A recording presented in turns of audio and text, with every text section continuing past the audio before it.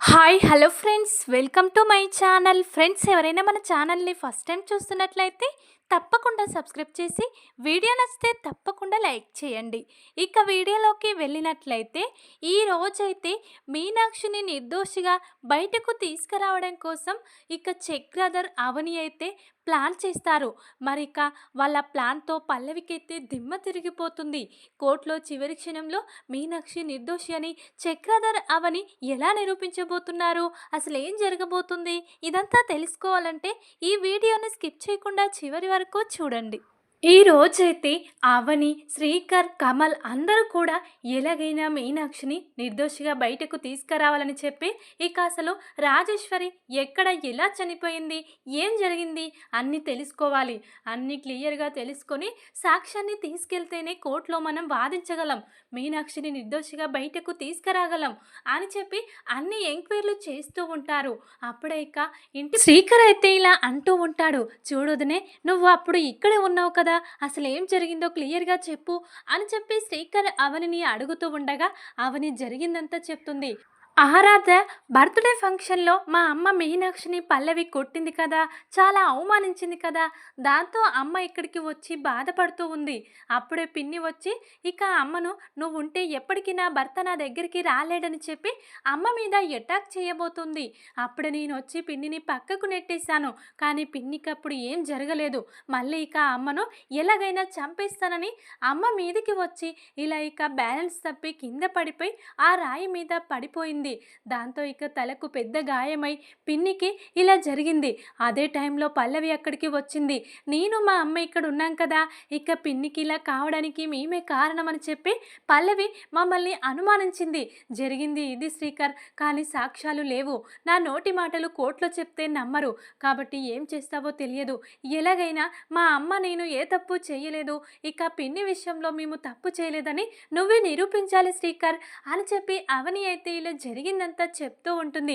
దాంతో ఇక శ్రీకర్ అయితే, అవును వదినే, నువ్వు చెప్పినట్టు సాక్ష్యం లేనిది కోర్టులో మనం ఏం చెయ్యలేము, ఒక లాయర్ అయినా ఏం చెయ్యలేడు, వాళ్ళకు సాక్ష్యం చూపిస్తేనే ఇక అన్నీ నమ్ముతారు అని చెప్పి శ్రీకర్, కమల్, అక్షయ్ అందరూ కూడా ఇక ఇంట్లో సీసీ కెమెరా ఉంటే బాగుండు, ఏం జరిగిందనేది ఆ సీసీ కెమెరా ఫుటేజ్ తీసుకెళ్ళి కోర్టులో చూపించేస్తే ఇక బాగుండేది. కానీ సీసీ కెమెరా లేకపోవడం చాలా దురదృష్టం. మన ఇంట్లో, మన ఇంటి బయట ఏమీ కూడా లేదు. ఇప్పుడు ఎలా, పక్కింట్లో ఎవరింట్లోనైనా ఇక ఇక్కడ సీసీ కెమెరాలో ఫీడ్ అయి ఉంటుందా, మన ఇంటి భాగం వరకు వాళ్ళ సీసీ కెమెరాలో ఉండుంటుందా, ఒక్కసారి చెక్ చేద్దాం అని చెప్పి తన చుట్టుపక్కన ఉన్న ఇళ్ళ వాళ్ళందరినీ కూడా సీసీ కెమెరా చూపించమని అడుగుతారు. దాంతో ఇక అందరూ చూపించేస్తారు. కానీ ఇక ఎవరు సీసీ కెమెరాలో ఫీడ్ అయి ఉండదు. చివరికి సుబ్బారావు అనే ఒక అతని ఇంట్లో ఇక ఇలా సీసీ కెమెరా ఉంటుంది. అది ఎదురుగా ఉంటుంది, రాజేంద్ర ఇంటికి ఎదురుగా ఉండడంతో ఖచ్చితంగా ఇక్కడ మనకు సాక్ష్యం దొరికే అవకాశం ఉంది వదినే అని చెప్పి అందరూ లోపలికి వెళ్ళి అడుగుతూ ఉంటారు. ఏవండి, ఇక మొన్న ఇక్కడ ఒక ఇష్యూ జరిగింది మీకు తెలుసు కదా, ఇక లేనిపోని నిందలు వేసి మా అమ్మను జైల్లో పెట్టారు. మా అమ్మ ఏ తప్పు చెయ్యలేదు, అనుమానంతోనే మా అమ్మను జైల్లో పెట్టారు. కాబట్టి మీ ఇంట్లో ఉన్న సీసీ కెమెరా చూపిస్తే నిజమేంటో తెలుస్తుంది. ప్లీజ్ అండి, మీ ఇంట్లో ఉన్న సీసీ కెమెరా ఇస్తారా కొంచెం అని చెప్పి అవని అయితే ఆ సుబ్బారావు ఇంటికి వెళ్ళి అడుగుతూ ఉంటుంది. కానీ తను మాత్రం, లేదమ్మా, ఇక ఇప్పుడు ఇది హత్య కేసు సంబంధించింది, తర్వాత పోలీసులు వచ్చి ఎంక్వైరీ చేస్తారు, చివరికి మేము ఇబ్బందులు పడాల్సి వస్తుంది అని చెప్పి మా సీసీ కెమెరా మీకు చూపించలేం అని చెప్పి వాళ్ళైతే భర్త భార్య ఇద్దరు కూడా లోనికి వెళ్ళిపోతారు. ఇక చాలా టెన్షన్ పడుతూ ఉంటారు. ఎందుకంటే వాళ్ళు పల్లవి మనుషులు. పల్లవి ఇంతకు ముందే వాళ్ళకు డబ్బులు ఇచ్చింది. సీసీ కెమెరా చూపించమని ఎవరు అడిగినా చూపించకండి, ఎందుకంటే అందులో ఇక అవని, మీనాక్షి ఏ తప్పు చేయలేదు. మా అమ్మ ఇక తనంతట తానే కింద పడిపోయినట్టు ఇక నాకు తెలుసు, ఆ సీసీ కెమెరాలో కూడా ఉంది. కాబట్టి నిజం తెలిస్తే మీనాక్షి నిర్దోషిగా బయటకు వస్తుంది. మీనాక్షి అవని ఇక సంతోషంగా ఉండడం నాకు ఇష్టం లేదు అని చెప్పి ముందుగానే పల్లవి అయితే ఆ మనుషులకు ఇక ఇలా డబ్బులు ఇచ్చి వాళ్ళతో మాట్లాడేస్తుంది. అందుకే పల్లవి ఇచ్చిన డబ్బులు తీసుకొని వాళ్ళైతే వీళ్ళకు సీసీ కెమెరా చూపించరు. టెన్షన్ పడుతూ లోపలికి వెళ్ళిపోతారు. బయటకు వచ్చి అవని అయితే ఎలాగైనా వీళ్ళ సీసీ కెమెరాలో జరిగిందేంటో ఖచ్చితంగా ఉండుంటుంది, అందుకే వీళ్ళు లోపలికి వెళ్ళిపోయారు, కాబట్టి మనం నిజం తెలుసుకోవాల్సిందే అని చెప్పి తన మర్దులతో అంటూ ఉంటుంది అవని అయితే.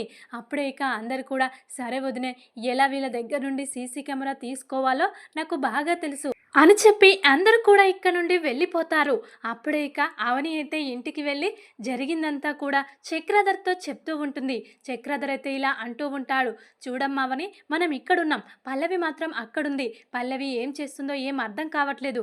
ఖచ్చితంగా వాళ్ళు టెన్షన్ పడుతూ లోపలికి వెళ్ళిపోయారంటే ఖచ్చితంగా పల్లవి మనుషులై ఉంటారు. కాబట్టి మనం మన ఇంట్లోనే పల్లవి పక్కనే ఉండి, పల్లవి ఎప్పుడు ఎవరితో మాట్లాడుతుంది, అసలేం చేస్తుంది అంతా మనం తెలుసుకోవాలమ్మా. అప్పుడే ఇక మనం మీనాక్షిని నిర్దోషిగా బయటకు తీసుకురాగలం" అని చెప్పి చక్రధర్ అయితే అవనితో అంటూ ఉంటాడు. అప్పుడే ఇక అవని కూడా, "అవును నాన్న, ఇక పల్లవికి నేనన్నా మా అమ్మన్నా అస్సలు ఇష్టం ఉండదు. మేము తప్పు చెయ్యలేదు అని తనకు తెలుసు.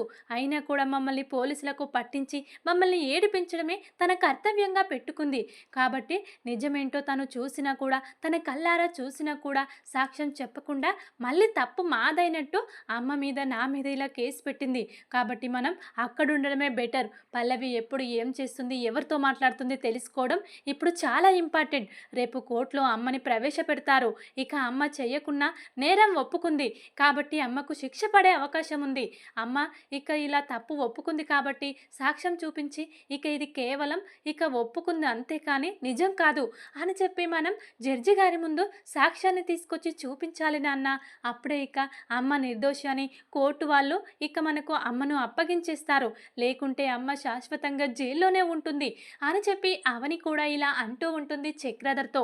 అప్పుడే ఇక చక్రధర్ అయితే, "పదమ్మ, ఇంకెందుకు ఆలస్యం, మనం ఇప్పుడే పల్లవి దగ్గరికి వెళ్దాం. అది పల్లవి ఇల్లు కాదు, నా ఇల్లు. నా ఇల్లు నేను రాజేశ్వరి పేరు మీదుగా రాశాను అంతే. ఇక అది పల్లవి పేరు మీదుగా ఇల్లు లేదు, రాజేశ్వరి లేదు కాబట్టి తిరిగి నా ఇల్లు నాకు సొంతమవుతుంది. అది నా ఇల్లు కాబట్టి నన్ను ఇంట్లో నుంచి వెళ్ళిపోమ్మనే అధికారం ఎవ్వరికీ లేదు. పదమ్మ, నువ్వు నా కూతురుగా నాతో పాటు అక్కడే ఉంటావు.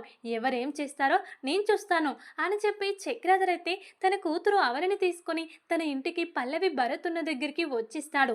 దాంతో ఇక పల్లవి అయితే ఒక్కసారిగా షాక్ అవుతుంది. "ఏంటి వీళ్ళేంటి ఇక్కడికి వస్తున్నారు" అని చెప్పి, "ఇక గుమ్మం ముందే ఆగండి, మీకు ఇంట్లో స్థానం లేదు. ఇది నా ఇల్లు, మా అమ్మ ఇల్లు. ఇక మా అమ్మను నాకు దూరం చేశారు మీరు. మళ్ళీ ఇంట్లో ఎందుకు అడుగు పెడుతున్నారు" అని చెప్పి పల్లవి అయితే చాలా గట్టిగా వార్నింగ్ ఇస్తూ ఉంటుంది. దాంతో ఇక ఇలా చక్రధర్ అయితే, "లేదు పల్లవి, ఇది నా ఇల్లు. నా ఇల్లు మీ అమ్మ పేరు మీదుగా రాశాను. ఇప్పుడు మీ అమ్మ లేదు కాబట్టి తిరిగి ఇది నా ఇల్లు నాకు సొంతమవుతుంది.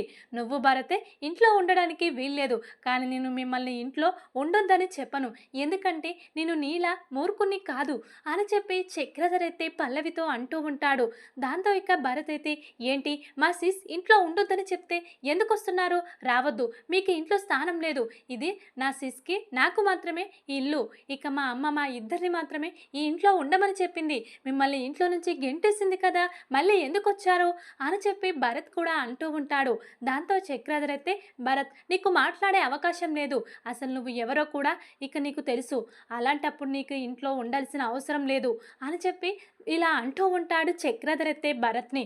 భరత్ అయితే సైలెంట్ అయిపోతాడు. ఇక అవని అయితే ఇలా అంటూ ఉంటుంది, "చూడు పల్లవి, ఈ ఇంట్లో నీకెంత హక్కుందో నాకు మా నాన్నకు కూడా అంతే హక్కుంది. మమ్మల్ని వెళ్ళిపోమ్మనడానికి వీల్లేదు. నువ్వు ఉండాలి, మేము ఉండాలి. అప్పుడే నువ్వేం చేస్తున్నావు, ఎవరితో మాట్లాడుతున్నావు, అసలు ఏం జరుగుతుంది ఇక్కడ అనేది మేము తెలుసుకోవాలి. నీ చుట్టూ ఏదో జరుగుతుంది, అదేంటనేది మేము తెలుసుకోవాలి. నీతో పాటు ఇంకా ఎవరున్నారు, నీకు ఇక ఎవరు హెల్ప్ చేస్తున్నారు అన్నీ తెలుసుకొని ఇక తప్పేంటో నీకు కళ్ళు తెరిపించాలి. నిన్ను మంచిదానిలా మార్చాలి.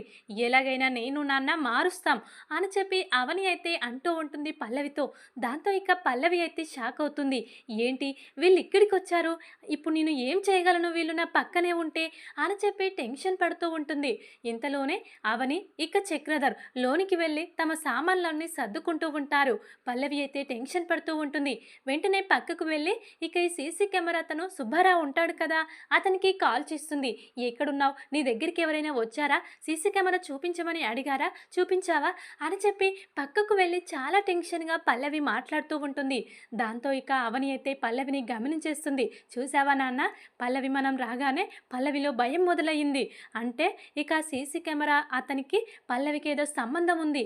అందుకే తను మనకు ఆ సీసీ కెమెరా చూపించలేదు. మనం పల్లవినే ఫాలో అవ్వాలి, పల్లవినే కనిపెడుతూ ఉండాలి. పల్లవి తనతో మాట్లాడుతూ ఉండగా తనతో ఏం మాట్లాడుతుంది, అసలు ఏం జరుగుతుందనేది పల్లవి మాటలు మనం పట్టుకోవాలి. అప్పుడే కోర్టు మనకు మన అమ్మను నిర్దోషిగా పట్టిస్తుంది" అని చెప్పి అవని అయితే అయితే తన తండ్రి చక్రధర్తో అంటూ ఉంటుంది, సరే అమ్మ అవని, మన ఇద్దరం వచ్చిందే పల్లవి కోసం కదా, పల్లవి ఏం చేస్తుందనేది తప్పకుండా తెలుసుకుందాం అని చెప్పి పల్లవి మాటలు చాటుగా విని వీళ్ళైతే పల్లవిని ఫాలో అవుతూ ఉంటారు. పల్లవి అయితే ఇలా సుబ్బారావు దగ్గరికి వెళ్ళాలి, వెంటనే వాడికి ఇంకా డబ్బులు ఇవ్వాలి, వాడిని బెదిరించినా సరే నిజం బయట పెట్టకుండా ఉండాలి అని చెప్పి ఫోన్లో ఇలా మాట్లాడి వెంటనే తనను కలవడానికి బయటకు వెళ్తుంది. తనతో పాటు ఇక అవని చక్రధర్ కూడా వెళ్తారు. వెళ్ళేసరికి సుబ్బారావు భార్య ఇక పల్లవి ముగ్గురు కూడా ఒక పార్కు దగ్గర మాట్లాడుకుంటూ ఉంటారు. చూడు పల్లవి, సీసీ కెమెరా చూపించమని అవని తన మరుదులతో పాటు తన భర్త తన నాన్నతో పాటు మా ఇంటికి వచ్చింది. మేము చూపించలేదు, ఎందుకంటే నీ మీద ఇక మాకు నమ్మకం ఉంది, నువ్వు మాకు డబ్బులు ఇస్తావు, ఇంకా ఎన్ని డబ్బులు కావాలంటే అన్ని డబ్బులు ఇస్తావు, ఎలాగైనా ఇక మేము డబ్బులు తీసుకున్నాం కాబట్టి నిజం బయట పెట్టొద్దని చెప్పలేదమ్మా. ఇదిగో ఈ సీసీ కెమెరా నీ దగ్గర పెడుతున్నాం, మా దగ్గరికి వచ్చినా అసలు మా ఇంట్లో సీసీ కెమెరా పగిలిపోయిందని చెప్తాం అని చెప్పి ఆ సీసీ కెమెరా అయితే పల్లవి చేతిలో పెడతాడు ఆ సుబ్బారావు. దాంతో పల్లవి చాలా సంతోషంగా, సరే ఇది నా దగ్గర భద్రంగా ఉంటుంది, తీసుకోండి డబ్బులు అని చెప్పి ఇక వాళ్ళకు డబ్బులు ఇచ్చి ఆ సీసీ కెమెరా పల్లవి చేతిలోకి వచ్చేలా చేసుకుంటుంది. పల్లవి అయితే చాలా సంతోషంగా దాన్ని తీసుకొని ఇక ఇంటికి వచ్చేస్తుంది. ఇదంతా గమనించిన అవని చక్రధర్ అయితే పల్లవి దగ్గర ఉన్న సీసీ కెమెరాను మనం ఎలాగైనా ఎక్కడ పెడుతుందో చూసి దొంగిలించి రేపు కోర్టుకు తీసుకెళ్ళి అది ఇక జడ్జి గారి ముందు పెట్టాలి అని చెప్పి వీళ్ళైతే ప్లాన్లో ఉంటారు. అప్పుడే ఇక పల్లవి అయితే ఎవరు చూడని ప్లేస్లో తన ఇంట్లో ఒక బీరువాలో పెట్టి దానికి లాక్ ఇస్తుంది. ఇక ఇదంతా కూడా చక్రధర్ అవని చూసిస్తారు. పల్లవికి తెలియకుండానే ఇక ఇదైతే వాళ్ళ దగ్గరికి వచ్చేలా చేసుకుంటారు.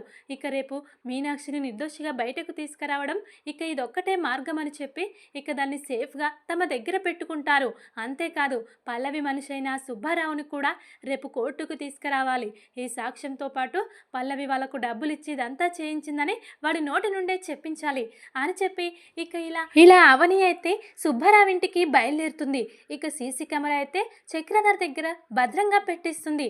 అక్కడికి వెళ్ళి అవని అయితే చాలా కోపంగా వాడు చెంప పగలగొడుతుంది. పదరా, నువ్విప్పుడే మా అమ్మ నిర్దోషి అని చెప్పాలి, నువ్వు డబ్బులు తీసుకొని ఇక మా అమ్మను దోషిగా కోర్టులో ఇలా ప్రవేశపెడతారా, పల్లవి దగ్గర ఎందుకు డబ్బులు తీసుకొని అబద్ధం చెప్పావు, సీసీ కెమెరా లేదని, పల్లవికి నువ్వు సీసీ కెమెరా ఇవ్వడం మేము చూసాం అని చెప్పి వాడి చెంప వాయించేసి వాడి కాలర్ పట్టుకొని సీసీ కెమెరా వాడి దగ్గర ఉన్న సీసీ కెమెరాను కూడా చేతిలో పట్టుకొని పద నువ్వు కోర్టులో సాక్ష్యం చెప్పాలి అని చెప్పి అవని చక్రధర్ చివరి క్షణంలో పల్లవి మనిషి అయిన ఆ సుబ్బారావుని కోర్టుకు తీసుకొచ్చి సాక్ష్యం చెప్పించేస్తారు. ఇక పల్లవి ఇదంతా మాతో చేయించింది, మీనాక్షి అవని రాజేశ్వరి చావుకు కారణం కాదు అని చెప్పి వాడి చేత నిజాన్ని బయట పెట్టిస్తుంది అవని అయితే ఈరోజు. అదంతా సాక్ష్యాన్ని చూసిన ఇక జడ్జి అక్కడ ఉన్న వాళ్ళు లాయర్లు అందరూ కూడా నిజమైన సాక్ష్యం సంపాదించింది అవని చక్రధర్ అని చెప్పి మీనాక్షి ఏ తప్పు చేయలేదని మీనాక్షిని జైలు నుండి విడిపించాలి, తను దోషి కాదు నిర్దోషి అని ఇక కోర్టు అయితే ఆదేశం ఇస్తుంది.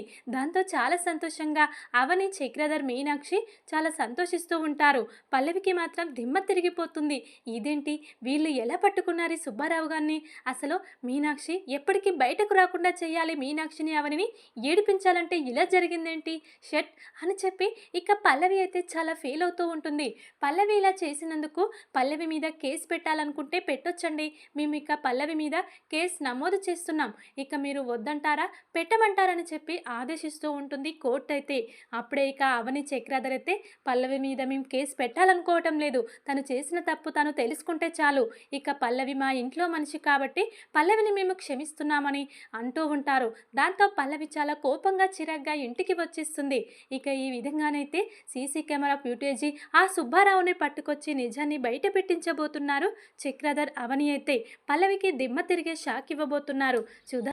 చూద్దాం మరి ఇలానే జరగబోతుందా అనేది. ఇక భరత్ కూడా సైలెంట్ అయిపోతాడు. పల్లవి ఇదంతా కావాలని చేసిందా అని చెప్పి భరత్కి పల్లవి మీద కొంచెం అనుమానం మొదలవుతుంది. మరిక భరత్ నిజం తెలుసుకోబోతున్నాడా, పల్లవి నిజ స్వరూపం తెలుసుకున్న భరత్ అవని వైపు మాట్లాడబోతున్నాడా అనేది చూడాలి. ఇక ఈ విధంగానైతే జరగబోతుంది అనిపిస్తుంది. ఈ వీడియో కనుక మీకు నచ్చినట్లయితే లైక్ చేసి సబ్స్క్రైబ్ చేసుకోండి ఫ్రెండ్స్.